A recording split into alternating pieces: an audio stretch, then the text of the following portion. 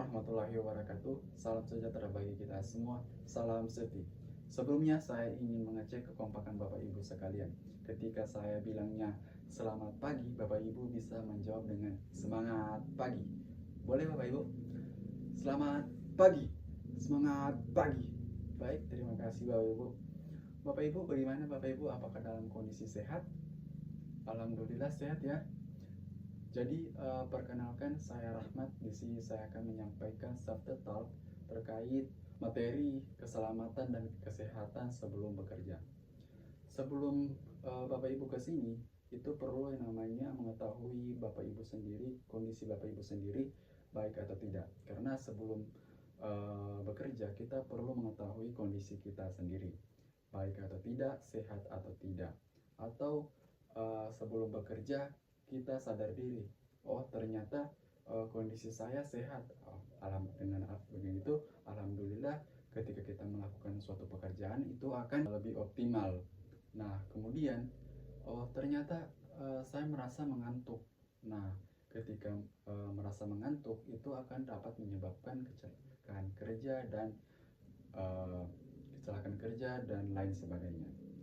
Sebelumnya kita perlu juga namanya penerapan safety. Nah, untuk itu Bapak Ibu, apa sih itu penerapan safety? Nah, safety adalah berperilaku selamat. Nah, seperti halnya kita bekerja, kita tidak hanya mencari uang atau mencari penghasilan, akan tetapi kita pulang dengan kondisi selamat. Seperti halnya ketika kita pergi bekerja dengan kondisi selamat, pulangnya juga harus dalam kondisi selamat. Nah, penerapan safety Bapak Ibu sebagian besar tidak hanya menguntungkan pihak perusahaannya saja, akan tetapi itu hanya poin kecilnya, akan tetapi itu akan berdampak pada diri kita sendiri Bapak Ibu. Nah, dengan menerapkan safety kita akan lebih bekerja bagus dan lebih berproduktivitas dan terhindar dari ancaman-ancaman yang akan menimbulkan beberapa kejadian yang tidak diinginkan. Jadi sangat perlu diterapkan namanya penerapan safety ketika kita sebelum bekerja Bapak Ibu. Seperti halnya moto kita, safety yes, accident no. Nah itu yang perlu kita terapkan sebelum kita bekerja. Nah itu hal yang pertama kita harus perhatikan Bapak Ibu sebelum bekerja, itu mengetahui kondisi diri kita sendiri. Nah yang kemudian yang kedua kita perlu namanya mengetahui lingkungan kerja kita. Nah ketika kondisi kita sudah baik, kondisi teman-teman kita sudah baik, waktunya kita menuju ke area pekerjaan. Nah kita harus memastikan area pekerjaan kita ini bagus, nyaman, dan aman, dan terhindar dari beberapa kemungkinan yang akan menimbulkan resiko-resiko yang tidak diinginkan, seperti itu Bapak Ibu.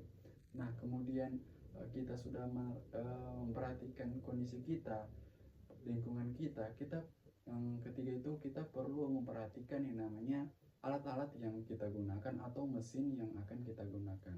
Nah ini hal yang penting yang perlu kita perhatikan juga Bapak Ibu. Nah mesin adalah alat yang memungkinkan kita ketika kita tidak mengeceknya itu mungkin akan menyebabkan beberapa potensi-potensi yang tidak diinginkan Bapak Ibu. Untuk itu kita perlu memperhatikan yang namanya mengecek yang namanya alat-alat yang kita gunakan dan mesin-mesin yang kita gunakan, bagus atau tidak, aman atau tidak, seperti itu ketika digunakan. Nah ketika tiga tadi kita sudah perhatikan, kita juga yang namanya perlu yang menambah. Kemudian yang perlu kita perhatikan Bapak Ibu adalah tindakan tidak aman. Nah, untuk itu Bapak Ibu, tindakan tidak aman itu apa sih Bapak Ibu? Nah tindakan tidak aman adalah salah satu penyebab dari kecelakaan kerja. Nah dan pada saat ini kecelakaan kerja itu banyak terjadi karena perilaku ataupun tindakan-tindakan yang dilakukan oleh pekerjanya itu tersebut.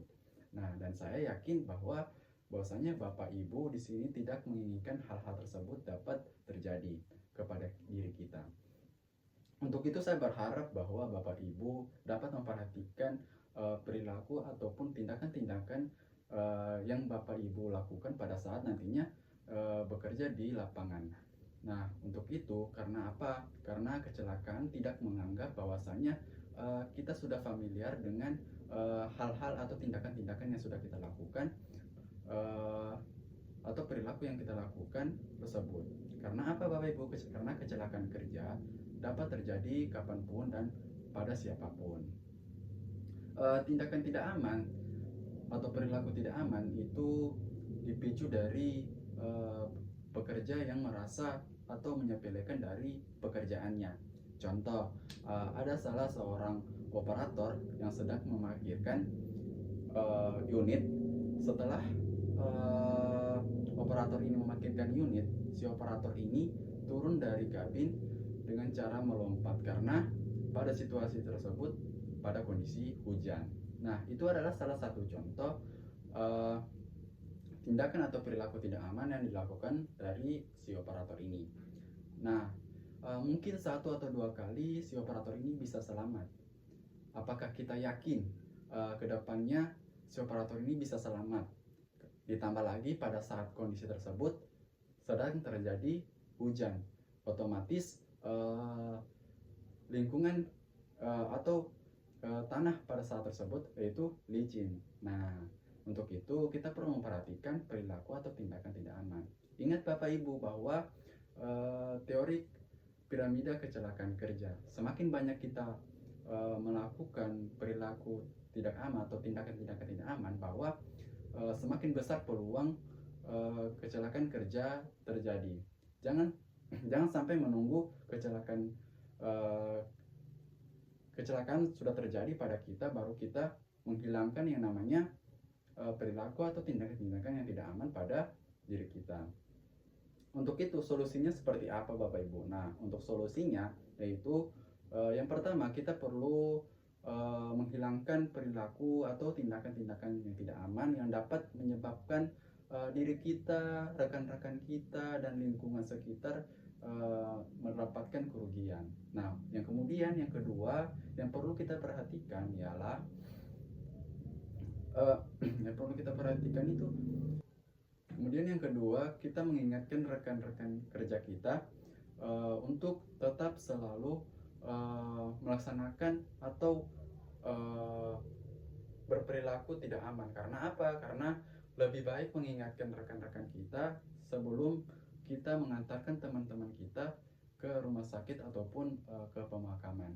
Nah, kemudian yang ketiga, kita terus menerapkan yang namanya atau melakukan prosedur sesuai dengan prosedur kerja yang sudah ditetapkan oleh perusahaan kita.